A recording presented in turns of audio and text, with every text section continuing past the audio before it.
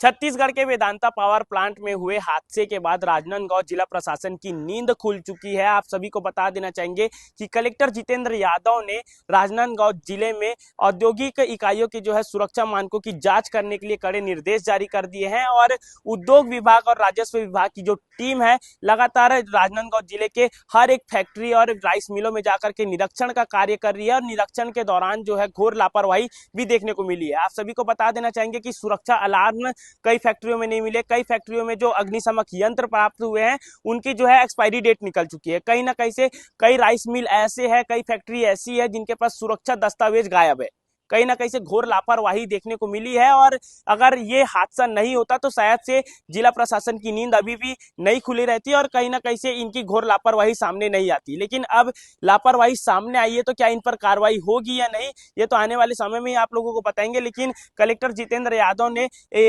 इन पर सख्त से सख्त कार्रवाई करने का जो है निर्देश तो जारी कर दिया है और कहीं ना कहीं से ऐसी लापरवाही जो है आए दिन आप लोगों को देखने को मिलती है, जिसके कारण से जो है आम मजदूरों की जो है जान के साथ खिलवाड़ किया जाता है। इस विषय पर आप लोगों का क्या कुछ कहना है, कमेंट करके जरूर से बताइएगा।